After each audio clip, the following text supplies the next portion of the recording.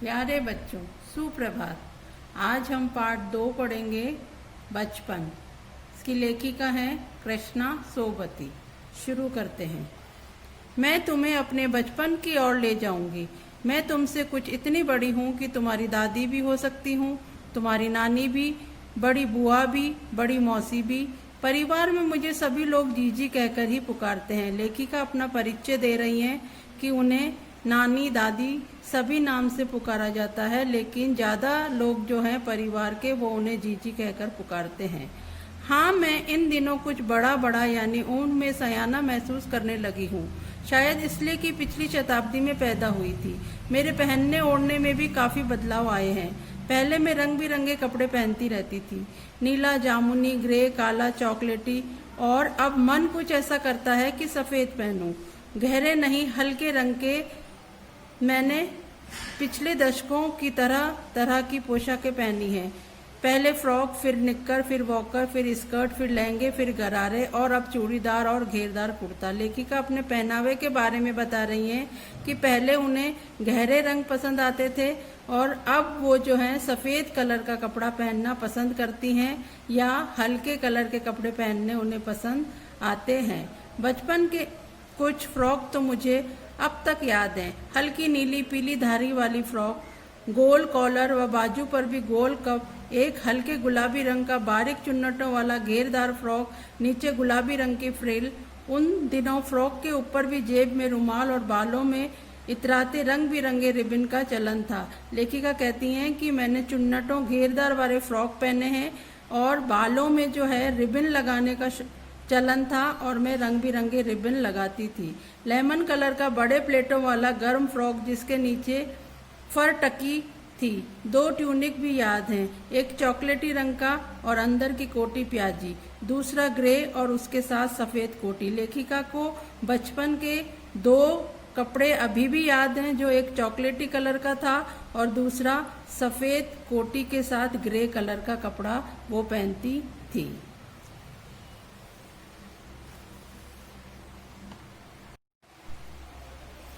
मुझे अपने मोजे और स्टॉकिंग भी याद हैं। बचपन में हमें अपने मोजे खुद धोने पड़ते थे।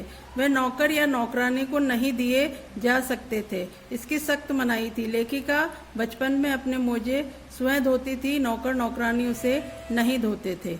जब बच्चे इतवार की सुबह इसी में लगाते, धो लेने के बाद अपने अपने जूते पॉलिश करके चमकाते। जब जूते कपड़े या ब्रश से रगड़ते तो पॉलिश की चमक उभरने लगती। सरवर, मुझे आज भी बूट पॉलिश करना अच्छा लगता है। हालांकि अब नई नई किस्म के शू आ चुके हैं। कहना होगा कि ये पहले से कहीं ज़्यादा आरामदेह है। हमें जब नए जूते मिलते, उसके साथ ही छालों का इलाज शुरू हो जाता। लेखिका कहती हैं कि हम हमारे जूते और मोजे स्वयं धोते थे, जूतों की पॉलिश करते थे। आज ऐसे जूते आ गए हैं जिनमें पॉलिश की आवश्यकता नहीं होती और काफ़ी आरामदेह हैं, लेकिन फिर भी उन्हें अपने जूतों पर पॉलिश करके पहनना ही अच्छा लगता था। और जब नए जूते पहनते हैं तो पैरों में छाले हो जाते हैं। लेखिका आज भी उन छालों को याद करती है। जब कभी लंबी सैर पर निकलते, अपने पास रुई जरूर रखते। जब छाले हो जाते हैं तो उस पर रुई लगाते हैं, जिससे कि छाले को नुकसान ना पहुंचे और पैर में दर्द ना हो। जूता लगा तो रुई मोजे के अंदर। हाँ, हमारे तुम्हारे बचपन में तो बहुत फर्क हो चुका है। लेखिका कहती हैं कि उनके बचपन में और आज के बचपन में बहुत अंतर हो चुका है। हर शनिचर को हमें ऑलिव ऑयल या कैस्टर ऑयल पीना पड़ता। उन्हें हर शनिवार को ऑलिव ऑयल या कैस्ट्रोल पीना पड़ता।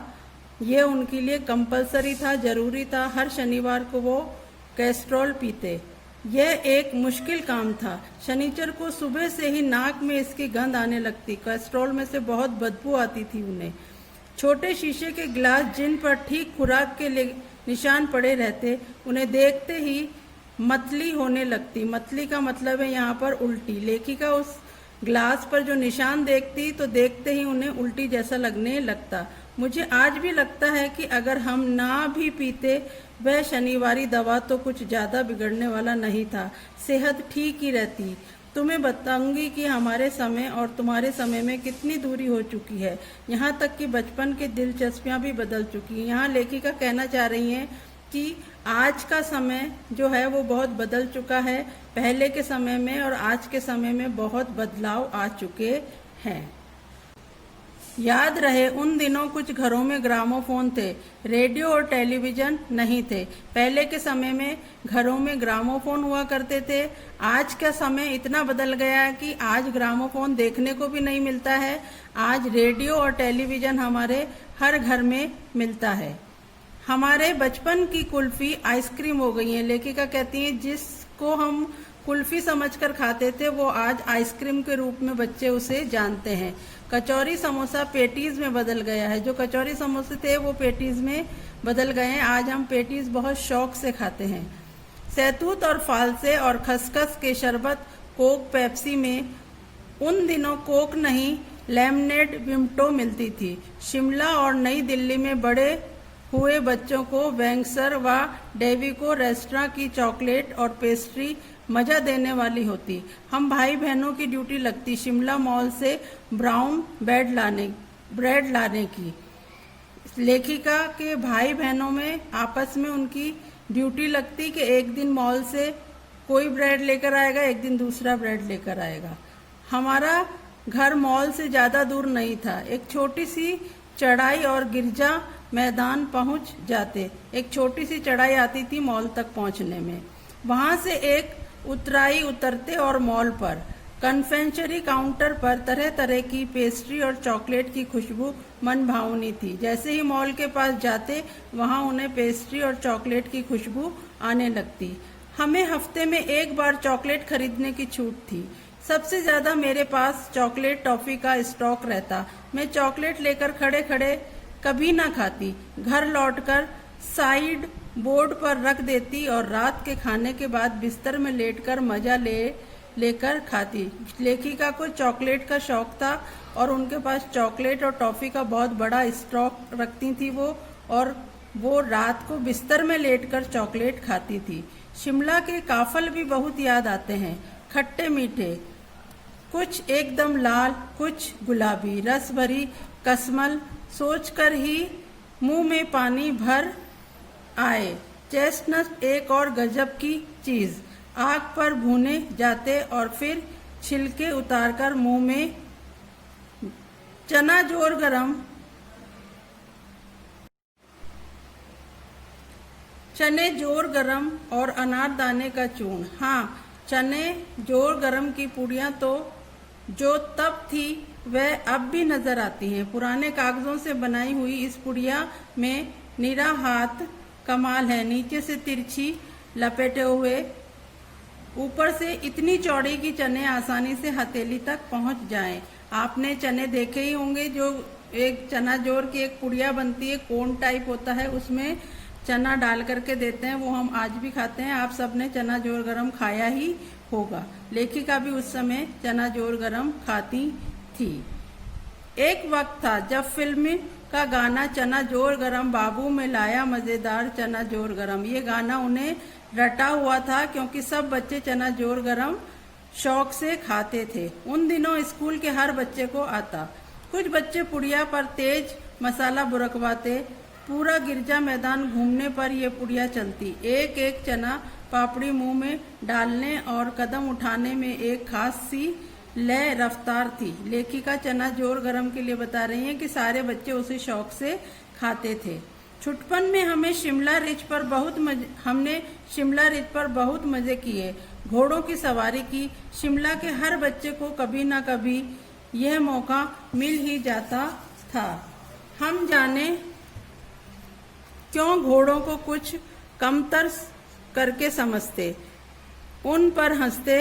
ननिहाल के घोड़े खूब हष्ट पुष्ट और खूबसूरत, उनकी बात फिर कभी।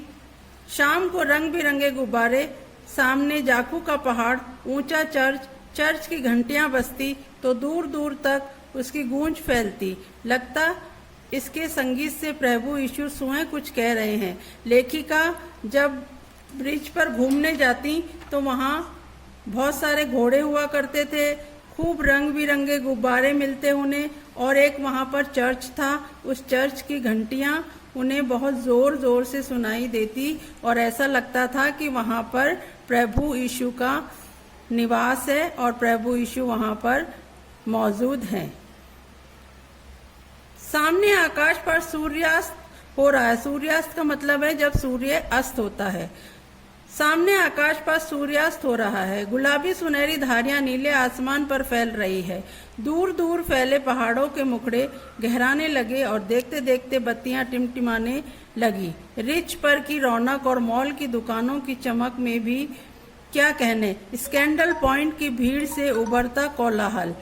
यहाँ लेखिका बताना चाह रही हैं कि जब वह अब संध्या का समय होने वाला है और वह मॉल के पास जाती हैं और मॉल से जो के आसपास जो कोलाहल हो रहा है, जो शोर हो रहा है, वो उन्हें सुनाई दे रहा है।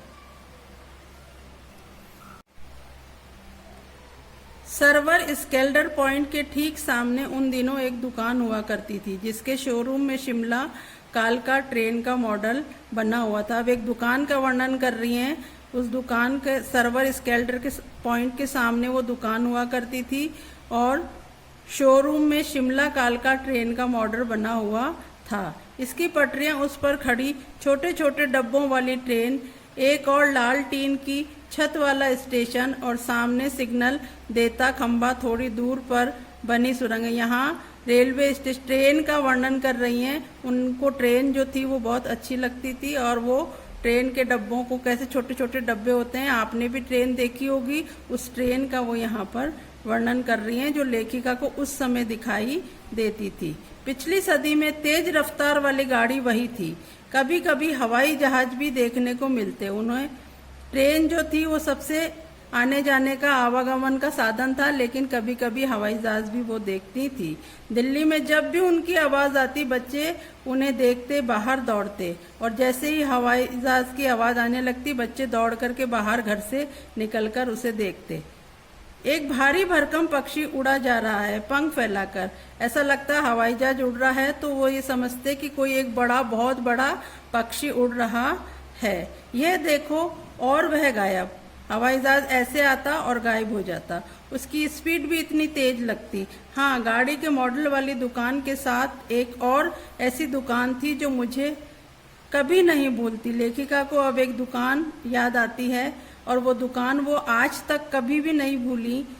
यह वह दुकान थी जहाँ मेरा पहला चश्मा बना था। वहाँ आंखों के डॉक्टर अंग्रेज थे। लेखिका के आंख का चश्मा उस दुकान से बनाया गया था, इसलिए लेखिका को वो दुकान आज तक याद है।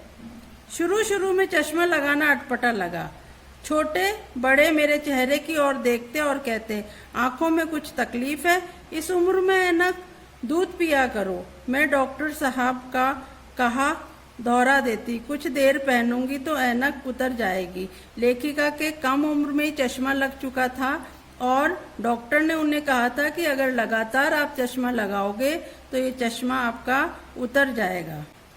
वैसे डॉक्टर ने पूरा आश्वासन दिया था, लेकिन चश्मा तो अब तक नहीं उतरा, नंबर बस कम ही होता रहा।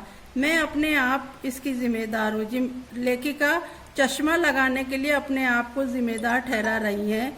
जब आप दिन की रोशनी को छोड़कर रात में टेबल लैंप के सामने काम करेंगी तो इसके अलावा और क्या होगा। लेखिका दिन में पढ़ाई नहीं करती थी, रात को टेबल लैंप को देख करके पढ़ाई करती थी।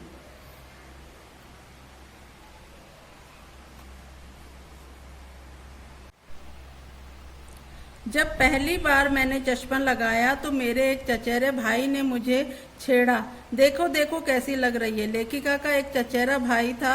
जैसे ही वो चश्मा लगाकर आई, वो भाई उन्हें चिढ़ाने लगा। आंख पर चश्मा लगाया ताकि सूझे दूर की, यह नहीं लड़की को मालूम सूरत बनी लंगूर की। उनका जो चचेरा भाई था वो लेखिका को कहने लगा कि ये लड़की जो है चश्मा लगाकर लंगूर जैसी लग रही है। मैं खींची सी मुझ पर यह क्यों दोहराया जा रहा है, पर शेर बुरा न लगा। जब वह चाय पीकर चले गए तो मैं अपने कमरे में जाकर आईने के सामने खड़ी हो गई। कई बार अपने को देखा, ऐनक उतारी, फिर पहनी, फिर उतारी, देखती रही। सूरत बनी लंगूर की? नहीं नहीं, हाँ, लेखिका के भाई ने जब उन्हें चिढ़ाया तो लेखिका आईने के सामने जाकर खड़ी हो गई और खुद ही अपने आप में कभी चश्मा लगाती, कभी उतारती और देखती कि क्या मैं वास्तव में लंगूर जैसी सूरत की लग रही हूँ। मैंने अपने छोटे भाई का टोपा उतारकर सिर पर रखा। लेखिका ने अपने भाई की जो टोपी थी वो सर पर रख ली। कुछ अजीब लगा, अच्छा भी और मजाकिया भी। तब की बात थी, अब तो चेहरे के साथ घुल मिल गया है। चश्मा जब कभी उतारा हुआ होता तो चेहरा खाली खाली लगने लगता। अब लेखिका को चश्मा लगाने की आदत पड़ गई है। अब वो चश्मे के साथ साथ टोपा भी लगाने लगी हैं। याद आ गया वह टोपा, काली फ्रेम का चश्मा और लंगूर की सूरत। हाँ, इन दिनों शिमला में मैं सिर पर टोपी लगाना पसंद करती हूँ। मैंने कई रंगों की जमा कर ली है। लेखिका कहती हैं कि अब मुझे टोपी लगाना और चश्मा लगाना बुरा नहीं लगता है। अब मैं टोपी ही लगाती हूँ और मैंने कई रंग की टोपियां जो है वो इकट्ठी कर ली है। दुपट्टों का ओढ़ना और कहाँ सहल सुबीते वाली हिमाचली टोपियां। वो कहती हैं कि दुपट्टा लगाने से कहीं ज्यादा अच्छी है टोपियां लगाना। धन्यवाद।